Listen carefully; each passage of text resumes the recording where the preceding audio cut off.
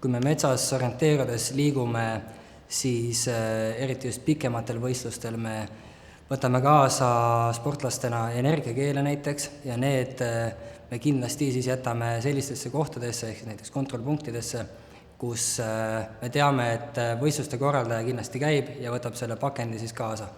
Ning lisaks loomulikult on meil siis joogipunktid, kus me ka viskame siis vastavad opsi prügikasti, mis seal joogipunktis on, või siis sinna samma niimoodi, et kindlasti siis korraldaja näeb ja see on meil ka võistlusreeglites sees, et igasugust prahti kuhugi metsa alla me visata ei tohi. Meil on metsas liikudes ja ka tegelikult linnakeskkonnas orienteerumismaastikul märgitud ära näiteks ka piirkonnad, kuhu me ei tohi minna ning see on siis kas mingite lindude või siis näiteks taimede tõttu.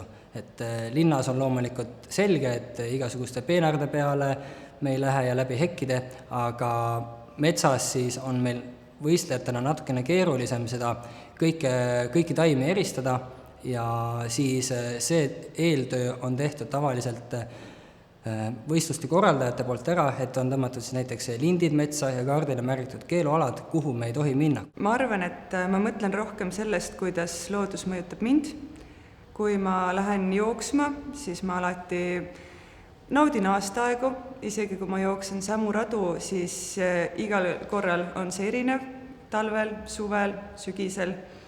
Kui ma näen näiteks maas prügi, siis ma mõtlen, et kuidas meie siis inimestena mõjume loodusele kahjulikult, kuidas me hävitame elukeskkondi, kuidas loomad siis kannatavad. Et ma arvan, et see on nagu peamine koht, kus ma mõtlen sellele, kuidas mina ja inimtegevus üleüldiselt siis avaldab loodusele mõju.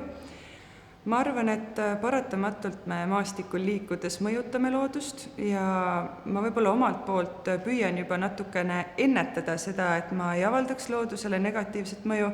Ja kuigi mulle nagu tegelikult metsik loodus väga meeldib, mulle meeldib rabaloodus, siis ma tegelikult ikkagi kasutan neid käidud teid selleks, et mitte siis häirida loomade elupaiki. Alati võistluste alguses meil on sellised infotunnid osadel võistlustel ja siis seal alati räägitakse, et kus on prügikastid ja palun korjake ikka endalt ära kõik, mis teil maha jääb. Ja radadel on ka iga mõne korvi tagant prügikastid, kuhu saab visata enda prügi. Ja siis pannakse ka esimestele puudele, tavaliselt kuhu kõige rohkem eksitakse, puukaitsmed. Ja see on väga kasuks tulnud. Vahepeal mõtled ikka, et kui viskad, et siis päris hea, et need ikka seal on.